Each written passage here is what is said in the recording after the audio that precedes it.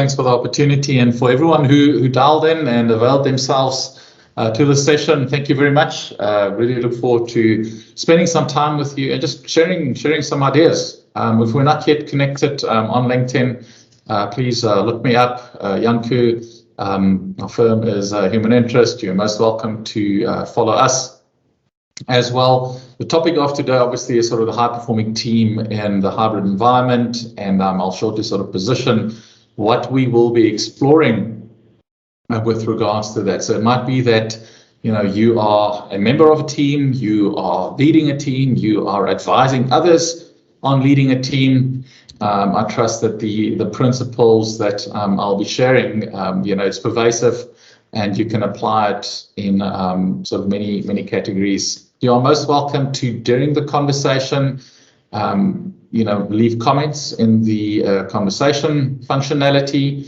I will have a dedicated Q&A right at the end, so we can then engage with regards to that.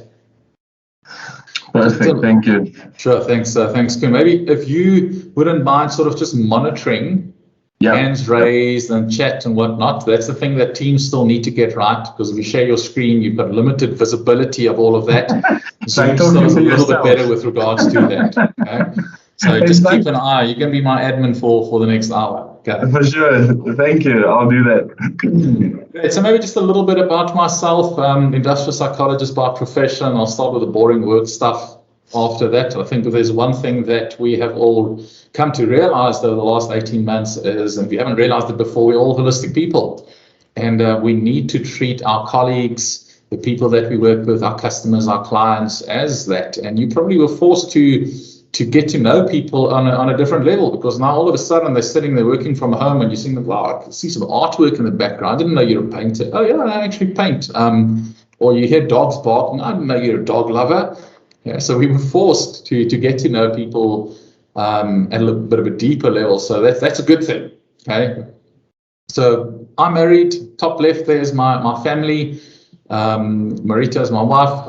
Luan and Chris, my two boys. They're grade 8 and grade 3. So in South Africa, the schools just reopened this week again, which I'm very thankful for. Luckily, we had a better schooling here than last year. We love the outdoors. We love camping. Love the bush. We love playing golf. I'm fortunate to come from a semi-professional sporting background. I represented South Africa in the sprint hurdles at youth, junior, and senior national level. Fortunate to compete across the world. Never been to the Olympic Games. I'm watching the Olympic Games. The athletics started today, which is great. I think I still have the dream of going to the Olympic Games. Maybe it will be in bowls, or like the 10-meter air rifle, something not as taxing as hurdles.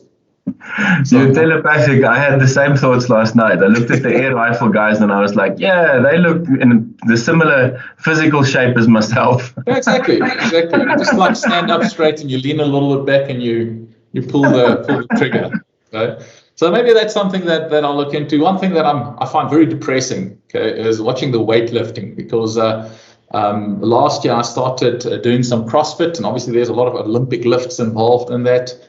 And now I'm watching weightlifting, and I realized that I could be competitive in the 49 kg female division, which doesn't help a lot.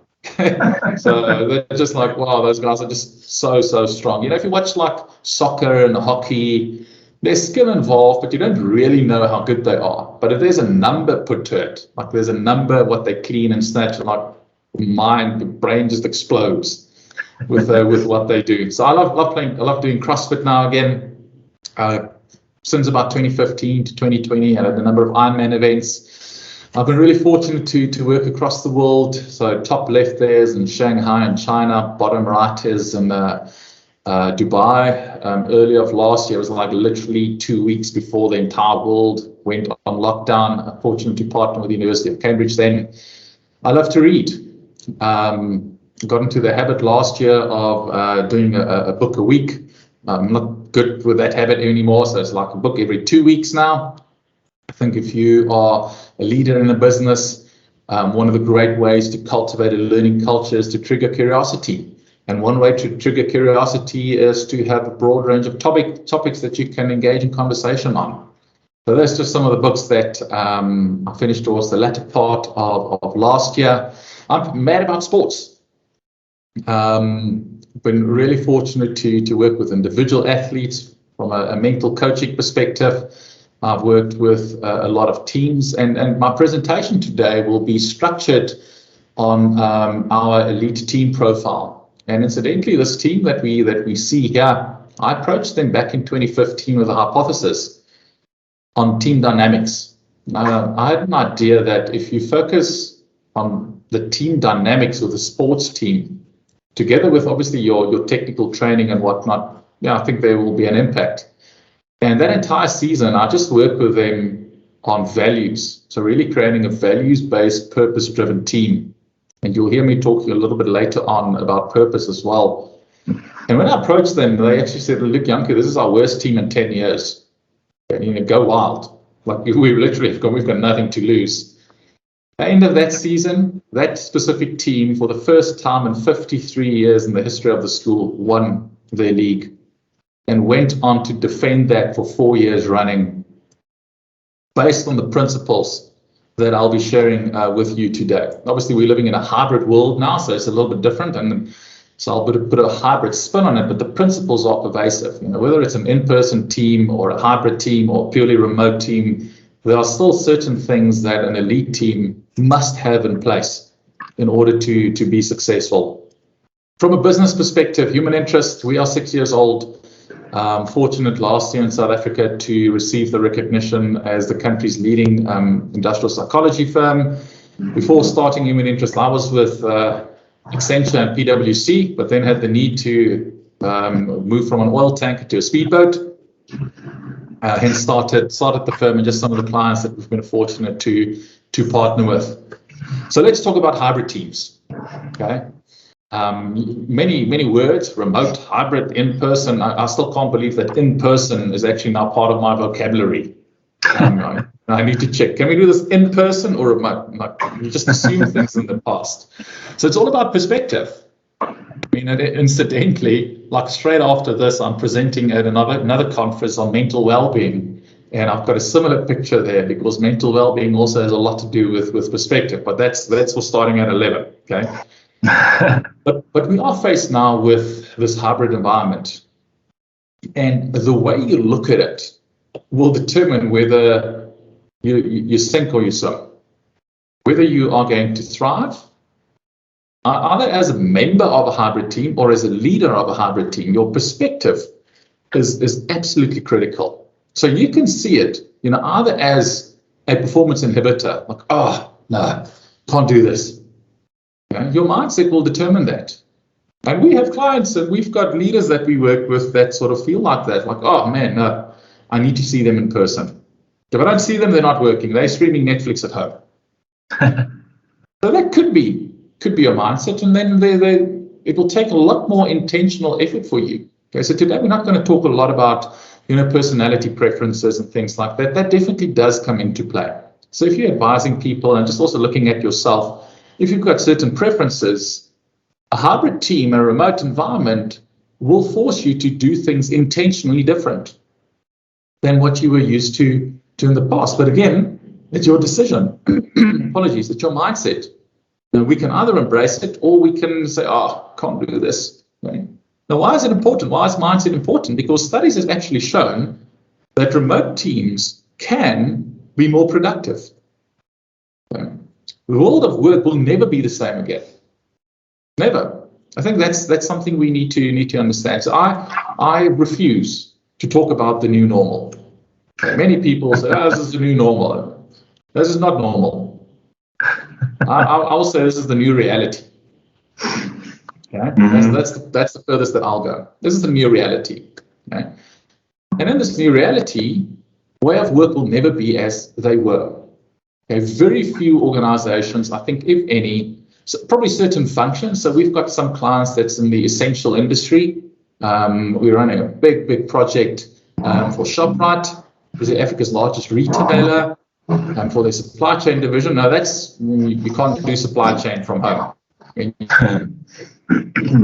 to back the truck. You can't do that remotely. So certain functions will always be at office the way they were, and certain things will now take place remotely, and we need to be very conscious and aware of that. If you embrace it, people can be more productive. And if you look at what the research says, whether it's in South Africa, whether it's global, whether it is from Bain & Company, Boston Consulting, McKinsey, Deloitte, whoever, it says that people will prefer a hybrid environment where they would like the opportunity to come to the office, but also they would like the opportunity to work from home. So we really need to think and embrace that. So if you're an HR leader and you've got influence over work policies, you need to consider that. If you haven't yet considered what does this new way of work look for your organization, I strongly encourage you to put that on the top of your to-do list for Monday. Okay? We need to consciously start thinking about this because we want to maintain a culture of productivity. I mean, we are faced with a world of work where when you work from home, you've got many different stakeholders that you need to negotiate with. I mean, I can recall I'm going to say I can't vividly or clearly recall because I put it deep and far away in the archives of my brain that I don't want to go to again. But that period when I was husband, father, teacher, head principal, all at the same time. It's a very, very difficult space. I mean, it was something exactly like this. I'm trying to be here, run a business. I've got an 8-year-old who's still struggling with math. You guys probably saw that memes where, why you had to pay attention at school in math? It's so that you can be a teacher at home in 2020. Trying to figure out algebra and I struggled with it back then. I'm still struggling with it now. And boy, I'd rather call your uncle. He's a lot better at this. But we're still faced with this. Okay, we need to be empathetic to people and their situations because you can be disengaged. And just before this, I'm sitting here. I can look out over my garden. And my eldest, who's in grade 8, they're only officially going back next week because the seniors are still writing exams. Now I'm having a feedback session with a senior leader, and I see my son playing outside with my brand new golf driver. I'm like, why are you doing that? So I'm like, just pause here. I need to go and sort this thing out quickly. Okay. That will happen, and I think that sort of brought in a little bit of a humane approach to managing and to leading. Okay. We can still be productive. And I'll be sharing a couple of things with you shortly in terms of what I think in my experience personally, in our firm, but also in the clients that we have supported. But before I do that, let me just pause quickly. In the conversation tab, can you just fire away, in your experience, what do you believe is the biggest challenge in managing a remote team? Let's call it remote, let's call it hybrid. Okay. It is not a full in-person team. Everyone's not in the office at the same time. Okay. What is your biggest challenge? Just let's make use of the chat functionality.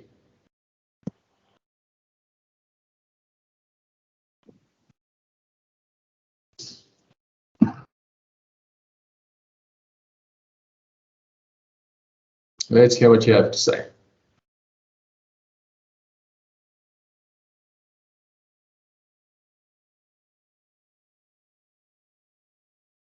Okay, so we've got communication.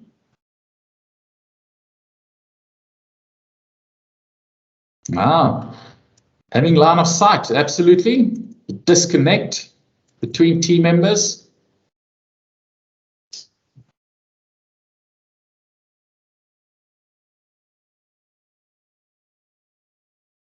What else are you finding difficult?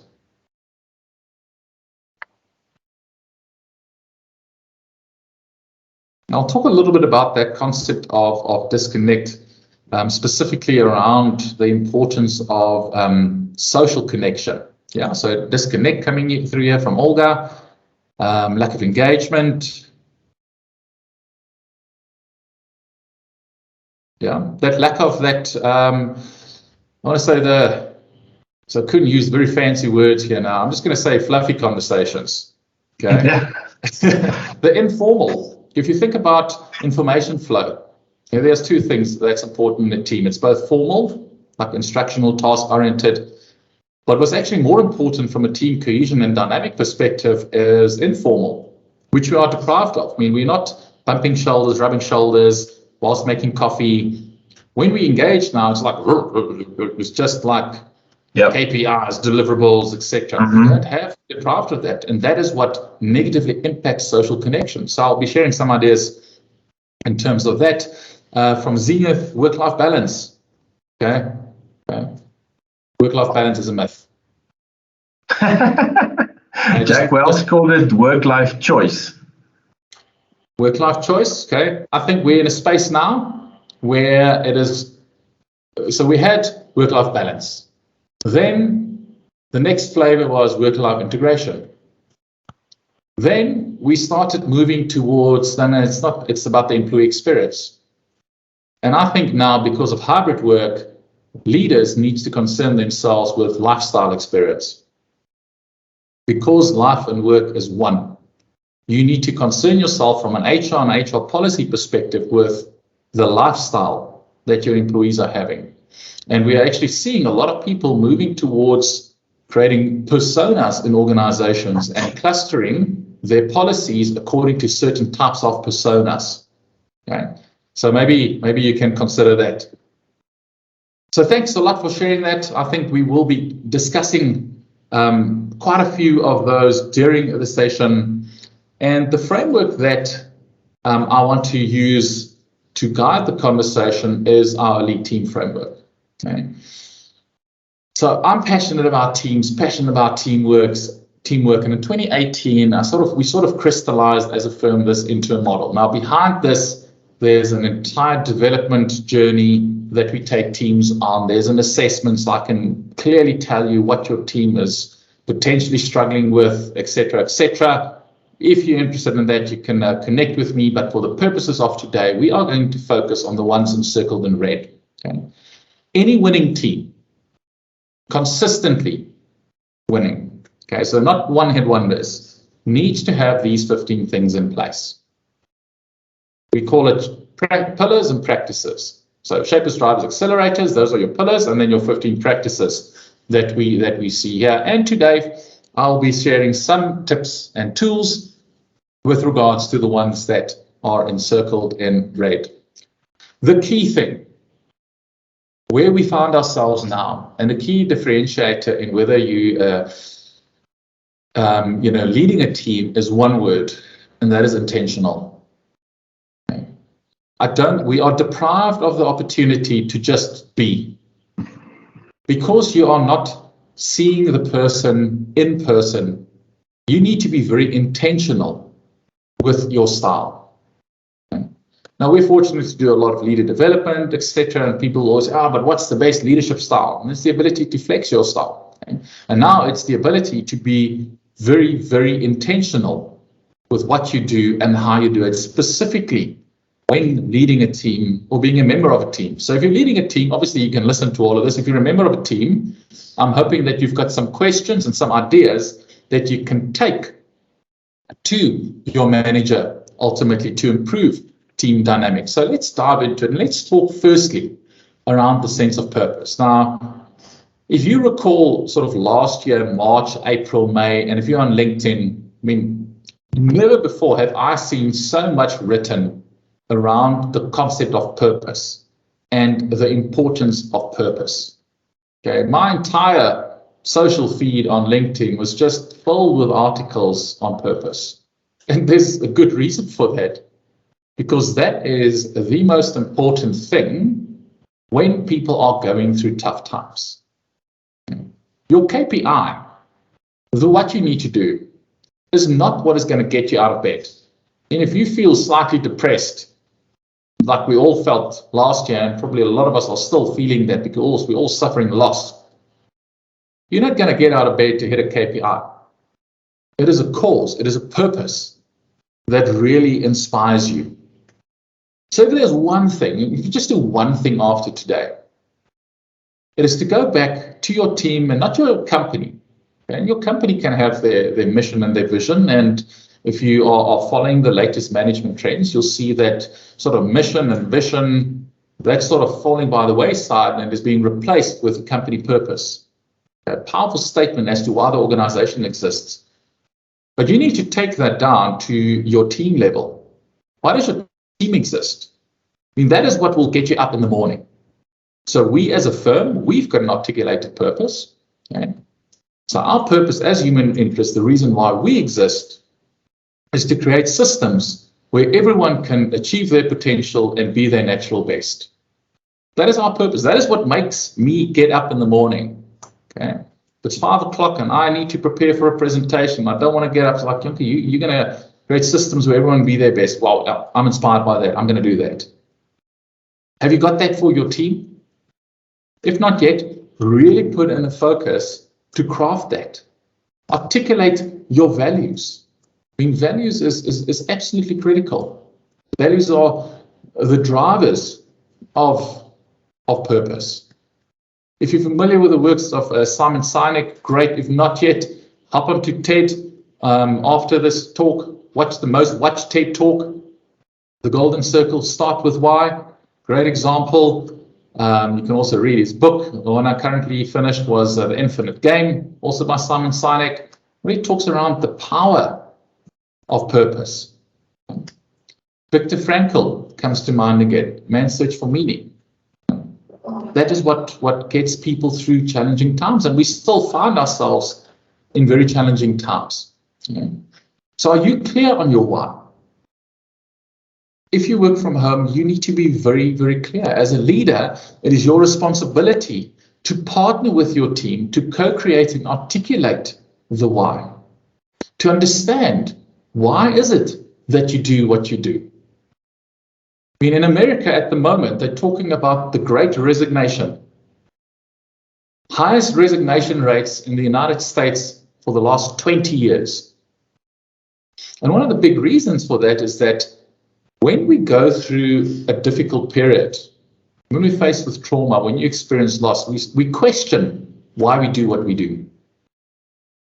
And a lot of people are resigning because there's just not alignment again between what they think they want to do, their own personal values and purpose, and the organizational purpose. Now, if you haven't spent sufficient time articulating what your organizational purpose and your team's purpose is, the chance of misalignment between the individual, your star players, and this is big. If you're a leader and you haven't engaged with your team to understand what their personal values are, what their lifestyle requirements are, you run a big risk of star players in your team leaving your organization because you haven't spent sufficient time talking and considering your why. If you've got the ability to articulate the why, you most likely have the ability to inspire others. So on the back of our lead team profile, we've got our lead leader profile, which is a leadership development program and assessment that we have. And the first thing that we look at there is the ability to inspire others. Now, why is that important as a leader? Okay, so just some research again, probably a little academic in me that comes through here. So Bain and Company did extensive research that identified 33 attributes that was sort of significant in creating the perception that you are able to inspire others. Okay? And a key thing there was the ability to co-create a vision. Not just stand and say, hey, I've got a dream. That is inspiration as well. But to really take people on that journey with you. It increases your credibility. And a lot of research has been done, and it's been found that the ability to inspire others is linked with high levels of engagement and commitment. Now, I'm not going to go into all the benefits of highly engaged employees. I mean, name a benefit that is associated with high levels of commitment and engagement. But the fact is, if you don't have that anchor, okay, the anchor of your team is your why.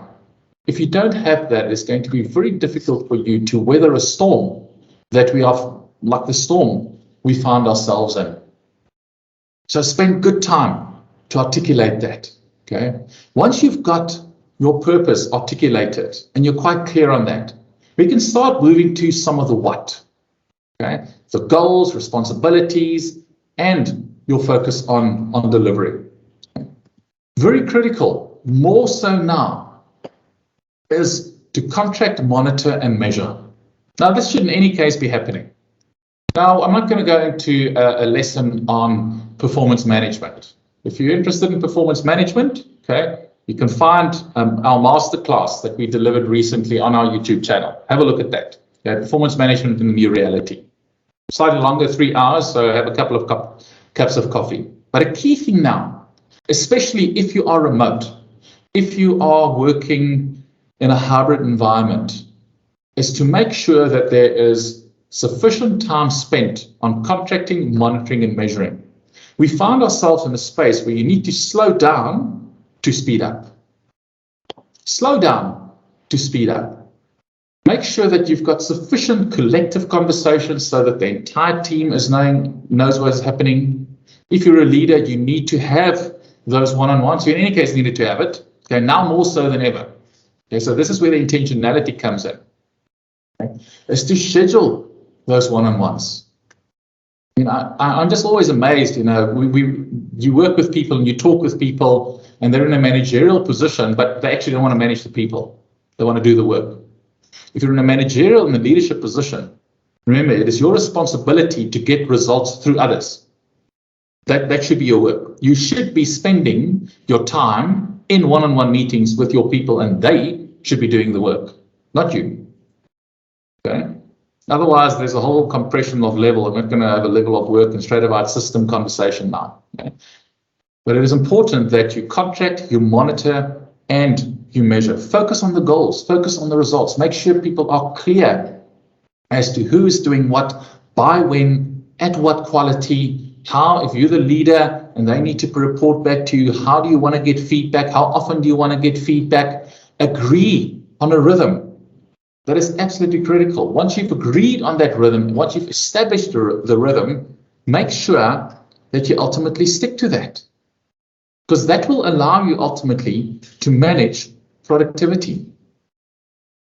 Link those activities and the outputs to the business outcomes, to the purpose and values.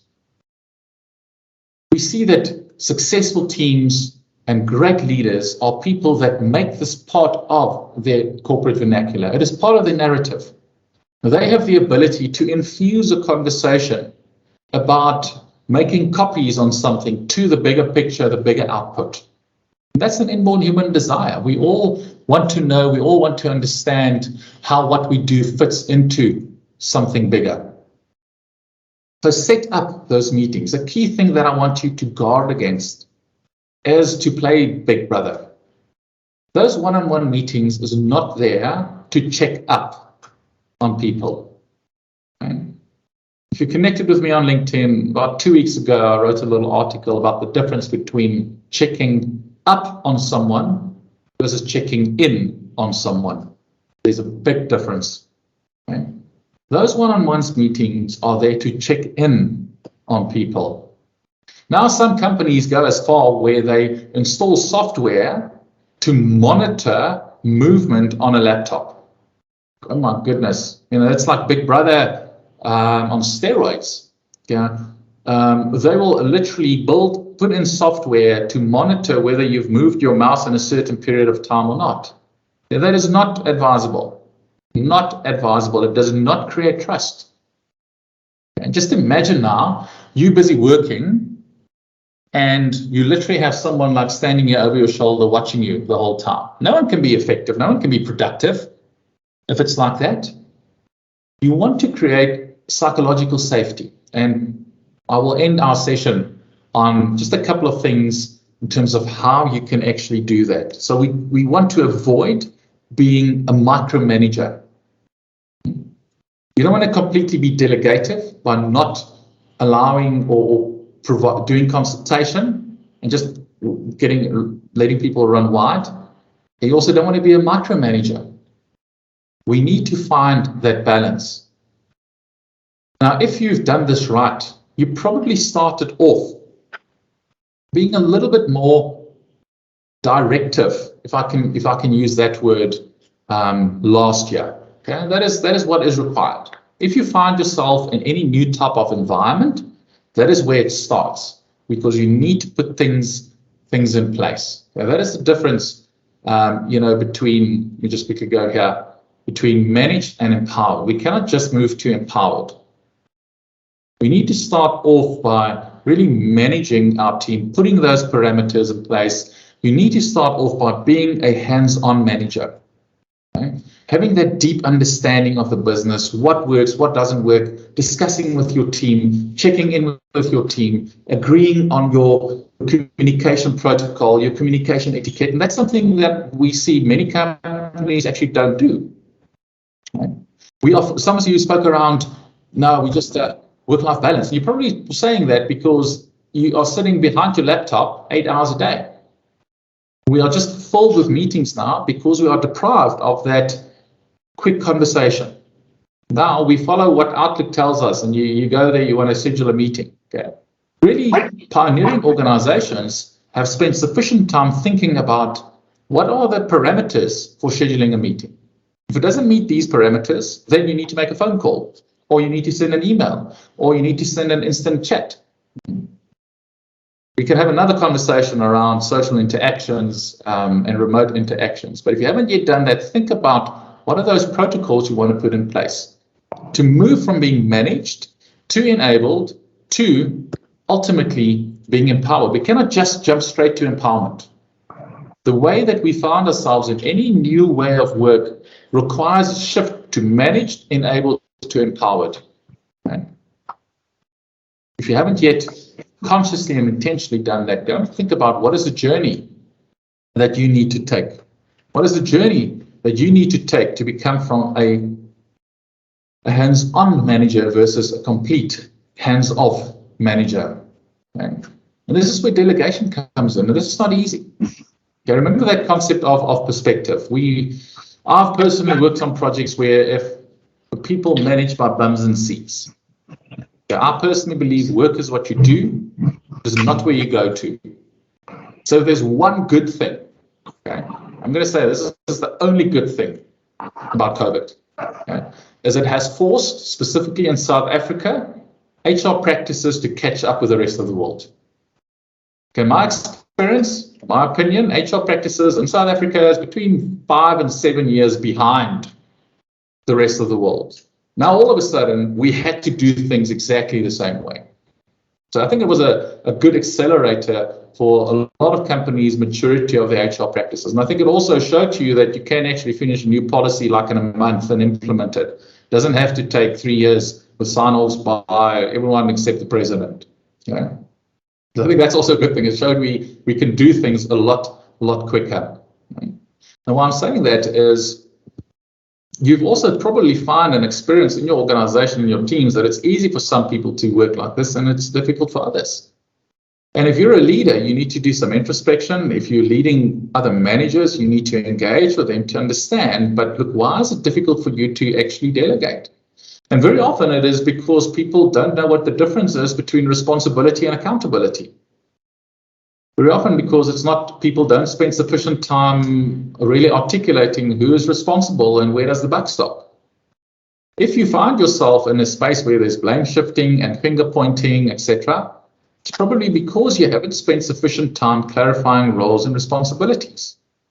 That is why I said you need to slow down before you can speed up, especially if you are working remotely. You are not sitting next to each other. People need to be very clear as to who is doing what. You need to be very clear as to what the interdependencies are. Okay, before you can start with this, they need to finish that. Okay, when is this due? Okay, so this means they have to finish this by then. This is not just the responsibility of the manager, it's also the responsibility of every single employee. Every single employee also needs to be a lot more intentional around how they engaged and when they engaged. Okay, so how will you know whether you've got the system right? Okay, a little litmus test that you can go through. If your people have got that can-do attitude, they go the extra mile, there's good communication, they embrace change, they are actually more productive, then probably you're already playing in the empowerment space. Okay. So good on you then. If you feel that, look, we're not really that yet there, you're probably still in the managed and enabled space before you can go to empowerment. Elite teams are teams that are fully empowered. Okay, that's ultimately where we want to get to. And one of the ways that you get there is through social through communication, specifically open communication. And we see that this is one of the big things that the teams actually pre-COVID that they struggled with. Okay, it has just sort of been, COVID has just been a catalyst to exacerbate the negativity and the consequences of not having this. So the picture up there, very often now we're deprived of this. We can't do this. Okay? This is dynamics. This is what we were used to. I'm trusting and I'm really hopeful that within the next 18 months we can be back to some form of that. And again, this is where your way of working comes in. So we assisting and advising organizations, and you also need to go and think about it. Okay, you work remote, but if it is we've got an opportunity now to come to the office. So when do we do that? If it is a meeting that is longer than 3 hours, it requires a certain level of cognitive thinking, and there's more than 4 people involved. Okay, those meetings, you come to the office. Okay, one-on-ones, you don't have to come to the office for that. Those are things that I say people need to be very intentional about articulating and communicating, having some standards in place. You also don't want to be in a situation where, the finance team are working from home, but HR, you guys need to go and sit at the office. You need to bring in some consistency. So have the framework, but then allow freedom within that framework. Okay. Interestingly enough, if we look at some of the 2020 research that was done by CCS Insight surveys, one of the biggest things that people cited that was a concern for them is 33% of all people cited the lack of social interactions as their biggest challenge. And as Kuna said here, and as you have also said, majority of people say that's their biggest challenge working remotely. It's not the fact that they're working remotely, it's the fact that I cannot connect with someone. 22% of people actually said that they feel disconnected about what's happening in the company. Some of you also said that here. And then 20% said they struggled with that balance, that lifestyle experience. So this is where the social connection is so important. We are struggling and we are faced with what we call the virtual distance. And we're sitting here, we're looking at a screen the whole time. This is completely a full topic on its own. So I just want to briefly touch on the impact of the virtual distance. This is not real. Okay, it's like virtual reality, like putting a VR game on. You know it's not real, but your brain thinks it's real to an extent, but it actually knows it's not. So your brain has to work a lot harder. That is why you probably will feel a lot more tired at the end of a day where you sat in meetings online than when you were having meetings in the office. And the big reason for that is because of the type of communication that we are having. Okay, and I'll talk to that shortly. You need to concern yourself with creating social connection. Just some research that I can share with you. Okay, 50% chance of higher longevity. Okay? If we don't connect with people socially, we're literally going to die. You're more healthy, lower rates of depression, you can better emotionally regulate yourself, you've got higher self-esteem. So a lot of good things happening. Low social connection. It's actually been proven that if you don't talk to people, if you don't connect with people, you get ill. Think about prisons. Where do they send like the worst offenders? To isolation. Okay, that's where they send the bad guys. You go and sit there, you're not allowed to talk to anyone. That's what COVID did to the world. Okay? That's why we are seeing, a rise in suicide call hotlines. We need to be very intentional around creating social connections. Okay? I'm literally going to die. So how do we do that? Okay, a couple of things that I want to share with you. Okay, 6 to be specific. Is to encourage acts of kindness. So if you can get together in person, great. But talk to people and brainstorm ideas as to how you can reach out to others. Okay, this is a technique used in clinical psychology as well to treat depression, is to actually give back. Okay, so how can we do that? Do you want to arrange a drive-through? We also did a talk in one of our elite HR online Q&As around how do you look after wellness with no budget. And the first thing that you need to do is do something like this. Get people to give back. Okay? You don't need budget for that. Set up employee-led fun committees. Okay? Think about the personality types. Who are the expressive people? Get them to arrange things. Okay, so I'm not saying that you need to, and this could be one of the things that they do, arrange an online get-together. I just had a conversation with a client yesterday in their banking department, just last week Friday, from 2 to 6. They literally just had an online, the Oaks were sitting there, ladies had their wine, the Oaks had their beers, and they were just chatting 4 hours straight. Okay? Some of our clients, they've got an open Teams channel. It's like the canteen. You can hop in there. If you find someone there, you have a quick chat, you pop out back to you to go do your work. Okay? Or practical thing that we have in our business is we start every Monday morning, we've got our Connect session. We started with a fun question. Okay? This can all be led by your fun committee. Last week's question was, what is the mind over matter thing that you did that you're most proud of? Well, I found some things out about my colleagues, like, wow, didn't know that. And then we went into a philosophical debate about what is mind over matter and what is resilience, and is there a difference between the two? So I threw that spanner in. Celebrate achievements. Okay. Key thing, you need to be very intentional in celebrating your achievements. Create a platform. Okay? We're busy with a leader development program now. We're using Teams. We have got an appreciation board. People are just like acknowledging people. Hashtag this, hashtag that. Okay. Celebrate those achievements. Instigate those informal interactions, as I said. Bring in those little fun questions. We will soon be in a place where it's not just purely remote, it will be hybrid. And there you can decide with your team, with your organization that, okay, look, every second Friday we do this. And remember, not everything has to be done at the office. Think about outside areas, outside of the office. Okay, so we've got a couple of spots where we want to do creative thinking, creative brainstorm that we go to. It's a different type of environment. It's out in the open. It is, I'm going to say, low risk of transmission. So think creatively about how you can do that. A key thing, is create space at the top of your meetings. If your meeting is scheduled to start at 10, okay, let people know that, look, guys, come meander in at 10 past, or 10 to. Or if you're very much a driver type style and you want to start promptly, allow and restrain yourself for that 10 minutes, just check in, just idle chatter at the beginning. And it's okay to do that. Okay, allow, how are you doing? How's it going? And you need to be aware of your own personal preferences. You need to be aware of the preferences of your team.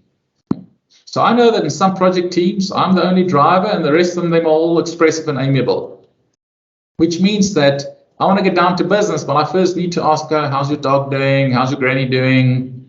Goes completely against my preference, but I'm very intentional with that. So you need to be, a lot of self-awareness is ultimately required. And then very importantly, as I said, do those one-on-one check-ins. If you're a manager, if you're a leader, you need to spend your time sitting in meetings with people that you lead, not the doing. Okay? Like, I want to get my roll up my sleeves and get my hands dirty. It's about lead people to greatness. Check in with them, understand how they're doing, understand what is working in their life, understand their lifestyle so that you can create a beautiful lifestyle experience for them. And lastly, and I want to close out here, is the power of psychological safety. Okay? Find ourselves is a space where it is sometimes very difficult to do so. So 8 things that you can do. And this is where I want to close out the session for us. Okay. Key thing is demonstrate engagement. So if it's an online meeting, okay, like I'm presenting to a little white light that I see here. I don't know whether you guys on the call are listening or are you playing PlayStation. I don't know. So practical, when you have meetings, as best possible, tell people to put their camera on. Okay.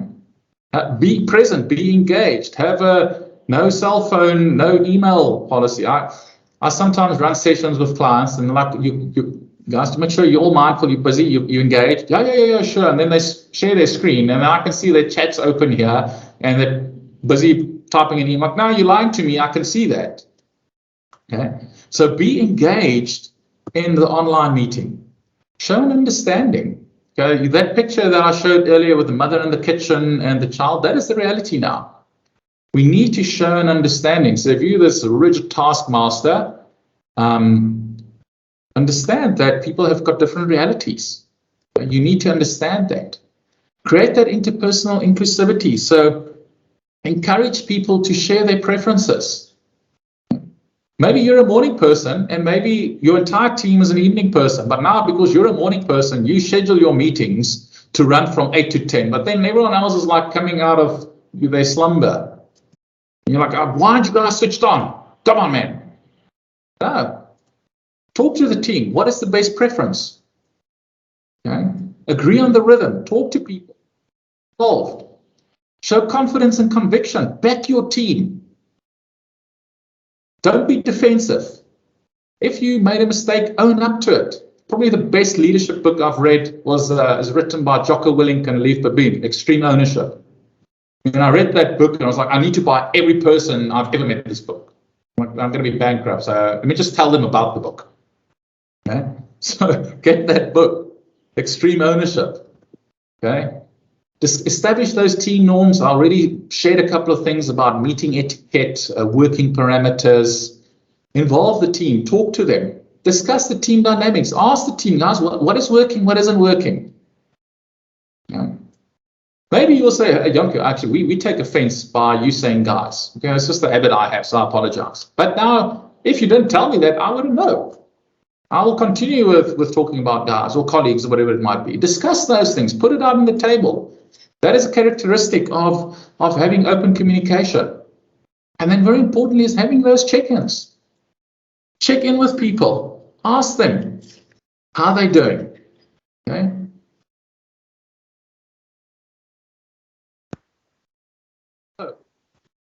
That you can do with your team. Okay. Just going to put it up there. I'm not going to talk to it. Just have a read through this. If your team would disagree or agree with this, it will give you a bit of a sense as to how far you still need to go on creating psychological safety.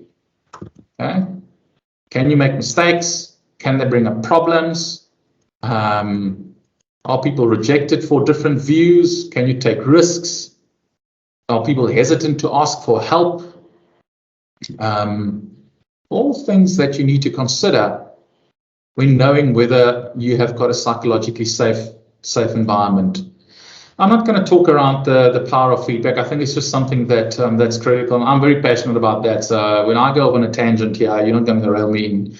I'm just going to put up sort of one picture, and my colleagues always hate me for doing it. Like, you can't put that picture up. You know, it's not what we stand for. But I'm going to put it up, okay?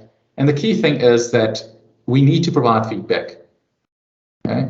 And it is something that people struggle with. It is one of the dimensions in our test that always comes out low, is continuous feedback. And that is this one over here, okay? It really talks to the concept of rigorous candor.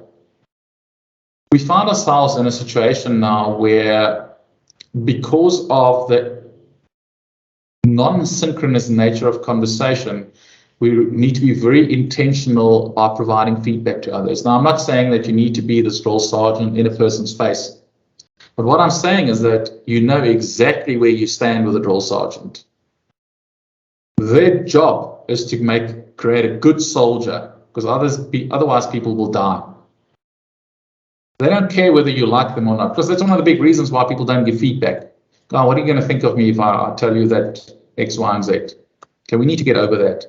We need to move into the space of deliberate practice. And if you're a follower of Anders Ericsson and the 10,000 hours, you'll understand this. But we find ourselves that we need to give feedback the whole time. If you read Outliers, you've probably heard about the 10,000 hour rule, popularized by Malcolm Gladwell, incorrectly interpreted Anders Ericsson's study. So he then came out with a book Peak to correct the wrong. But that is what feedback does, is it provides deliberate practice. And it really is an opportunity for you to get better. And, I tongue-in-cheek put that golf thing up there, because let's think about it in business. When you give feedback to someone in business, it's people tend to take it very personal, which I don't understand. I mean, outside of work, I'm paying a golf instructor to tell me, Janko, your grip should be like this, your swing, and then they're giving me the feedback. I'm paying them to tell me what I'm doing wrong, and I don't take offense. But the moment I put my blazer on and I enter the office and someone tells me I'm doing something wrong, I'm like, who are you to tell me what I should be doing? Yeah, what nonsense is that? Okay, we need to get over ourselves. And it's your responsibility as a leader to be comfortable to provide feedback and to receive feedback. And obviously the how is important. We can have another conversation around that. But in a hybrid team, continuous feedback is absolutely critical. Okay. So we spoke around all the components in our Shapers pillar: sense of purpose, goals, roles, responsibilities, open communication. I spoke a little bit around social connection and how we need to cultivate social connection. I gave some tips over there, gave some ideas in terms of how we can cultivate psychological safety, and then just sort of end it off on something I'm really passionate about, which is feedback, something that is not, in my opinion, happening enough. Saw some comments coming through here, and I want to pause there and just sort of open the floor for any formal questions or comments. Before we have any comments, I just want to thank you. This was really, really helpful. I've read many of those books that you have highlighted there. I haven't put many of the practices in place though. There's a gap between research and practice. I'm sure as a consultant you're aware of that as well. So yeah, thank you so much from my side.